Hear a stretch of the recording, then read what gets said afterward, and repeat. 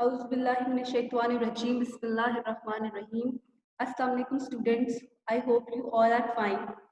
In our previous lecture, we have studied about the detection of elements in the organic compounds.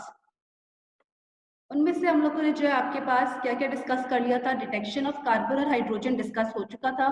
Detection of हम लोगों ने nitrogen, sulphur और halogens के लिए लेजाइन test को हमने पढ़ा था, लेजाइन सोल्यूशन को पढ़ा था हम लोगों ने, वो भी डिस्कस हो गया था वन बाय वन कि हम लोग कैसे डिटेक्ट कर सकते हैं नाइट्रोजन की प्रेजेंस को, कैसे डिटेक्ट कर सकते हैं आपके पास सल्फर की, और कैसे हेलोजेंस की प्रेजेंस को हम लोग डिटेक्ट कर सकते हैं। ठीक है, आज का जो टॉपिक है आपके पास डिटेक्शन ऑफ एलिमेंट्स में आपके पास वो क्या है, वो आपके पास डिटेक्शन ऑफ ऑक्सीजन है आपके पास। ठीक है, कि अगर हम लोग के पास कोई भी अननोन ऑर्गेनिक कंपाउंड दे दिया जाता है तो उसमें हम लोग ऑक्सीजन को कैसे डिटेक्ट कर सकते हैं आपके पास। ठीक है, डिटेक्शन ऑफ ऑक्सीजन के लिए आपके पास क्या करना पड़ता है आपको कि इनडायरेक्ट मेथड्स के थ्रू आपको जाना पड़ता है। इनडायरेक्ट मेथड का मतलब ये होता है कि डायरेक्ट मेथड वो होता है जिसमें आप लोग डायरेक्टली क्या करते हैं, रिएजेंट्स को यूज करते हैं। जैसे इससे पहले जितने भी हम लोग करते आए मेथड्स नाइट्रोजन के लिए या आपके पास सल्फर के लिए, हेलोजेंस के लिए, तो हमने डायरेक्ट मेथड मतलब डायरेक्ट रिएजेंट डाला था और आपके पास एक केमिकल रिएक्शन हुआ था और एट द एंड आपको ऑब्जर्वेशन नजर आई थी आपके पास। ठीक, वो डायरेक्ट मेथड्स थे।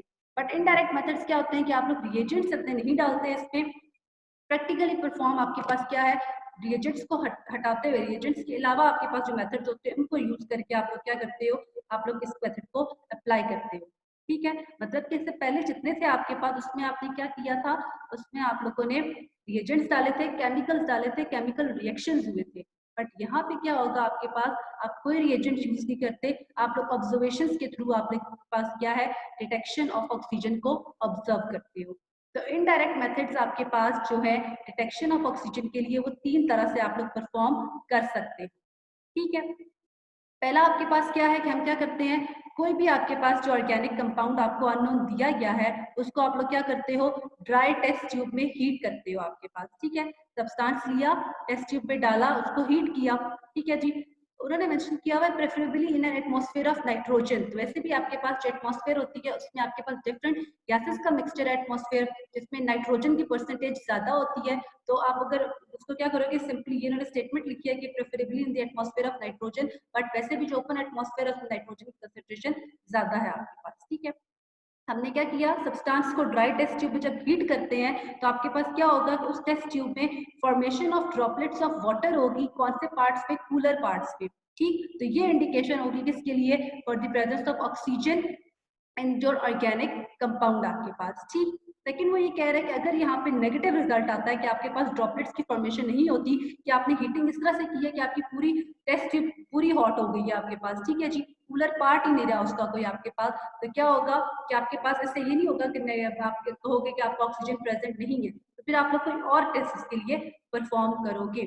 ठीक है, वैसे हीटिंग आप इस तरह जेंटली करते हो विद केयर परफॉर्म करते हुए कि आपके पास जो टेस्ट ट्यूब होती है उसके अपर पार्ट्स आपके पास कूलर रह जाते हैं, वहां पे आपको इंडिकेशन क्लियरली होती है, वाटर ड्रॉपलेट्स बनते हैं आपके पास जो इंडिकेट करते हैं किसको, ऑक्सीजन की प्रेजेंस को।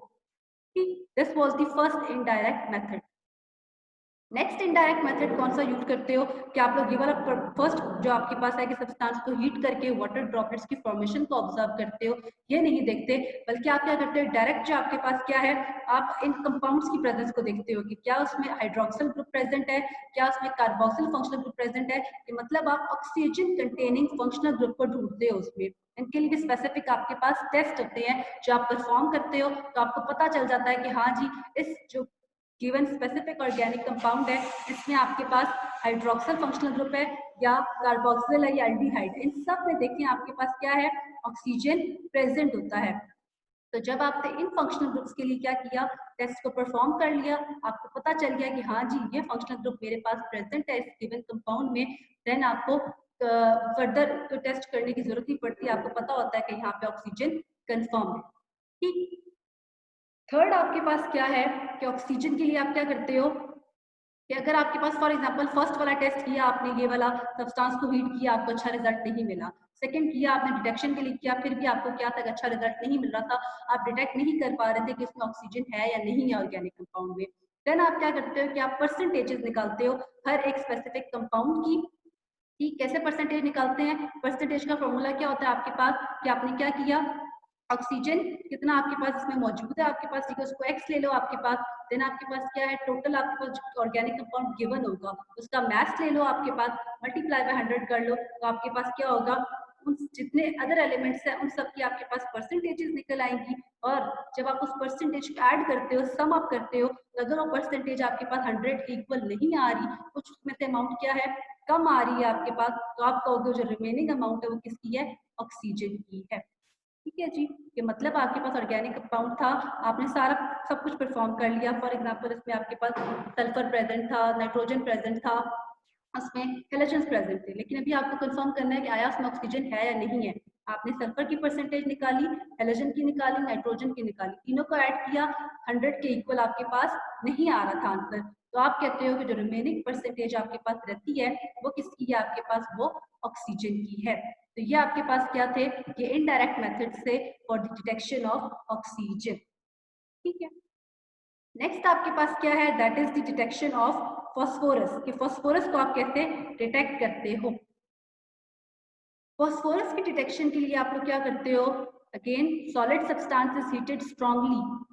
सॉलिड सब्सटेंस कौन सा सब्सटेंस है, जो गिवन ऑर्गेनिक कंपाउंड आपको दिया गया है, ठीक है जी, उस ऑर्गेनिक कंपाउंड को आप क्या करते हो, हीट करते हो with strongly and oxidising agent. ठीक है जी, और ऑक्सीडाइजिंग एजेंट कौन सा वाला यूज करते हो, that is the concentrated nitric acid और सोडियम कार्बोनेट और पोटेशियम नाइट्रेट का मिक्सचर। मतलब टेस्ट ट्यूब आपने ली, उसमें आपने सॉलिड अपना ऑर्गेनिक कंपाउंड डाला, उसके साथ आपने नाइट्रिक एसिड डाल दिया कंसंट्रेटेड, और सोडियम कार्बोनेट और पोटेशियम नाइट्रेट का मिक्सचर डाल दिया। ठीक, जैसे ही आपने क्या किया, अपने ऑर्गेनिक कंपाउंड में ये ऑक्सीडाइजिंग एजेंट्स डाले, तो आपके पास क्या होगा, जो अगर ऑर्गेनिक कंपाउंड गिवन है आपको, ठीक, उसमें अगर फॉस्फोरस प्रेजेंट है, वो फॉस्फोरस फॉरस से क्या हो जाएगा, ऑक्सीडाइज हो जाएगा to the phosphate, that is PO4 group आपके पास। ठीक है, मतलब आपने सॉलिड सब्सटेंस लिया, उसमें ये ऑक्सीडाइजिंग एजेंट्स डाले, रिएक्शन क्या हुआ कि फॉस्फोरस जो प्रेजेंट था ऑर्गेनिक कंपाउंड में, उसकी ऑक्सीडेशन। नेक्स्ट आप क्या करते हो, the residue is extracted with water. इसका मतलब ये है कि आपके पास जब भी आपके पास फॉस्फोरस ऑक्सीडाइज हुआ फॉस्फेट में, देन उस चीज को हमने रेजिड्यू कहा आपके पास। ठीक है जी, लेफ्ट ओवर थिंग आपके पास। ठीक है, उस रेजिड्यू को आप क्या करते हो, थोड़ा सा उसमें से वाटर आपने पास आउट करवाया, देन आपने क्या किया, उसमें अगेन नाइट्रिक एसिड डला हुआ था, थोड़ा और डाल के उसको आप लोग बॉयल करते हो आपके पास। ठीक है जी, बॉयल करने के बाद आप लोग क्या करते हो कि उसमें आप लोग अमोनियम मोलिब्डेट डालते हैं, ammonium molybdate as other reagent आपके पास। ठीक है जी, या आपने जब जैसे ही डाला और इसको आप लोग अमोनियम मोलिब्डेट की अमाउंट को एक्सेस में रखोगे, इसको ज्यादा डालना है आपने। ठीक, जैसे ही डाला आपको कलर इंडिकेशन आएगी, क्लियर इंडिकेशन नजर आती है, yellow colouration of precipitate is form. ठीक, जैसे ये येलो कलर आता है तो ये किसकी इंडिकेशन देता है कि आपके पास जो ऑर्गेनिक कंपाउंड मौजूद है, इसमें आपके पास क्या है, इसमें फॉस्फोरस प्रेजेंट है। ठीक है जी, ये साथ इन सबके फॉर्मूलाज लिखे हुए हैं, तो इनको आप लोगों ने एक दफा रीड आउट या लर्न कर लेना है आपके पास। ठीक है, तो डिटेक्शन ऑफ फॉस्फोरस के लिए क्या था, सब्सटेंस को लिया, नाइट्रिक एसिड डाला, सोडियम कार्बोनेट, पोटेशियम नाइट्रेट, ये तीनों क्या है, ये तीनों ऑक्सीडाइजिंग एजेंट्स हैं। एज अ रिजल्ट फॉस्फोरस क्या हो गया, ऑक्सीडाइज हो गया फॉस्फेट में। देन आपने क्या किया, उसी में थोड़ा और नाइट्रिक एसिड डालते हुए उसको बॉईल किया, जब बॉईल हो रहा था तो आपने उसमें अमोनियम मोलिब्डेट को एक्सेस में डाल दिया। जैसे एक्सेस में डाला तो आपको क्लियर इंडिकेशन येलो कलर के प्रेसिपिटेट बनते हुए नजर आते हैं, जो किसकी इंडिकेशन है, for the detection of phosphorus. ठीक है, नेक्स्ट आपके पास डिटेक्शन किसकी है, नेक्स्ट डिटेक्शन है आपके पास, that is the detection of metals. कि अगर आपके पास ऑर्गेनिक कंपाउंड गिवन है, ऑर्गेनिक कंपाउंड में मोस्टली तो हमारे पास कार्बन और हाइड्रोजन, हाइड्रोकार्बन पाए जाते हैं, लेकिन कुछ ऐसे ऑर्गेनिक कंपाउंड है जिसमें मेटल्स आपके पास पाए जाते हैं, जैसे सोडियम हो गया आपके पास, जैसे आपके पास हो गया आपके पास लिथियम हो गया, पोटेशियम हो गया, कैल्शियम हो गया, तो ये मेटल्स भी आपके पास क्या है, उन हाइड्रोकार्बन्स में पाए जाते हैं। ज्यादातर पीरियोडिक टेबल में आपके पास जितने एलिमेंट्स है वो क्या है, मेटल्स है। मेटल्स क्या होते हैं आपके पास, वो सब्सटेंसेस जो आसानी से इलेक्ट्रॉन को लूज कर सकते हैं आपके पास। ठीक, तो मेटल की डिटेक्शन के लिए आप लोग क्या करते हो, आप लोग उस ऑर्गेनिक कंपाउंड को, जो ऑर्गेनिक कंपाउंड आपको गिवन है, उस सब्सटेंस को हीट करते हो इन दी क्रूसिबल। क्रूसिबल क्या होता है, क्रूसिबल भी बिल्कुल एक चाइना डिश की तरह आपके पास ऐसे, जैसे आपके पास सॉसर होती है, इस तरह की आपके पास लैब में होती है। चाइना डिश की तरह की होती है आपके पास। लेकिन चाइना डिश क्या है, थोड़ा सा बड़ा कंटेनर होता है, क्रूसिबल एक स्मॉल कंटेनर। और क्रूसिबल की खासियत क्या होती है, ये खासियत होती है कि ये क्रूसिबल आपके पास जो कंटेनर है ये विथस्टैंड कर सकता है हाई टेम्परेचर को। ठीक है जी। तो आपने क्या करना है, आपने अपने ऑर्गेनिक कंपाउंड को लेना है, क्रूसिबल में आपने उसको हीट करना है। और ये क्रूसिबल ज्यादातर बना होता है आपके पास प्लेटिनम का। प्लेटिनम आपके पास क्या, it is an inert metal. ठीक है जी। इनर्ट मेटल मतलब कि आपके पास नॉन रिएक्टिव मेटल है, इतना रिएक्ट नहीं करता आपके पास। ठीक है जी। पूरी स्टेटमेंट को पढ़ें। The substance is strongly heated in a crucible preferably of platinum till all reaction ceases. ठीक है जी। मतलब ये हुआ टिल ऑल रिएक्शन सीजेस किसके लिए है, फॉर प्लेटिनम, कि हम उसको हीट कर रहे हैं। ऑल्दो क्रूसिबल प्लेटिनम का बना हुआ है लेकिन प्लेटिनम अपना कोई रिएक्शन नहीं देगा। क्रूसिबल क्यों यूज कर रहे हैं, क्योंकि हमें अपने सब्सटेंस को ज्यादा हीट करना है। अब आपने मेटल्स को डिटेक्ट करना है, तो अगर आपके पास क्या होता है, आपने उस मेटल को हीट किया, सब्सटेंस जो आपने बीच में रखा हुआ था, आप जब उसे हीट कर रहे थे, इतना हीट कर रहे थे, तो आपके पास जो मेटल था आपके पास बीच में ऑर्गेनिक कंपाउंड पड़ा हुआ था, अगर वो सारे का सारा जल जाता, आपके पास कंबशन उसकी हो जाती है, रिमेनिंग आपके पास आपके क्रूसिबल में कुछ भी नहीं रहता, तो इसका मतलब ये हुआ आपके पास कि यहाँ पे आपके पास कोई भी मेटल ऑर्गेनिक कंपाउंड में प्रेजेंट नहीं था। लेकिन अगर उस क्रूसिबल में कुछ अमाउंट रह जाती है, दैट इज, ये देखो, इनकम्बस्टिबल रेजिड्यू। अगर वो इनकम्बस्टिबल रेजिड्यू कुछ रह जाता है उस क्रूसिबल में, तो इसका मतलब है कि ये इंडिकेट कर रहा है presence of the metal in the substance. ठीक है। अब जब आपको पता चल गया कि हाँ जी हमारे पास कुछ ना कुछ मटेरियल आ गया इनकम्बस्टिबल मेटल, इसमें कोई ना कोई प्रेजेंट है, तो फिर आप लोग क्या करते हो, उस रेजिड्यू में उसको थोड़ा सा डाइल्यूट एसिड के साथ, कोई भी एसिड ले सकते हो, उसके साथ थोड़ा सा उसको वॉश आउट कर लेते हो, और देन उसको फर्दर टेस्ट करते हो कि हमारे पास हाँ जी कौन सा मेटालिक जो है उसमें रेडिकल, रेडिकल का मतलब आइन आपके पास, ठीक, तो कौन सा उसमें आइन स्पेसिफिकली प्रेजेंट है। उसके लिए पूरी फिर अलग से स्कीम होती है आपके पास, कैटाइंस एनाइंस के लिए, कौन सा मेटालिक में कैटाइन है या एनाइन प्रेजेंट है, तो वो आप अलग से इसको फिर पूरा प्रैक्टिकल में परफॉर्म करते हो। ठीक है।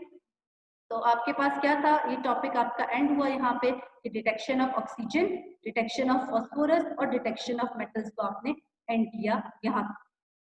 इससे ऑनवर्ड आपके पास क्या है कि यहाँ पे आपके पास ये कुछ साइंस, सोसाइटी टेक्नोलॉजी साइंस, या आपके पास एक्स्ट्रा इन्फॉर्मेशन है, इसको आप एकदम रीड आउट कर लेना आपकी नॉलेज के लिए। ठीक। नेक्स्ट आपका चैप्टर यहाँ पे एंड होता है, चैप्टर नंबर 15 ऑर्गेनिक कंपाउंड्स। और ये इसकी कुछ एक्सरसाइज मेंशन है आपके पास, इसको आप लोगों ने खुद से करना है, एक दफा खुद इसके गो थ्रू हो, और जो क्वेश्चन अगर आपको समझ नहीं आता देन आप उसको पूछ सकते हैं, अदरवाइज आपने इस पूरी एक्सरसाइज को एक दफा खुद से गो थ्रू करना है, इसके शॉर्ट क्वेश्चन, लॉन्ग क्वेश्चन को। ठीक। यहाँ तक हमारा लेक्चर आज का एंड हुआ।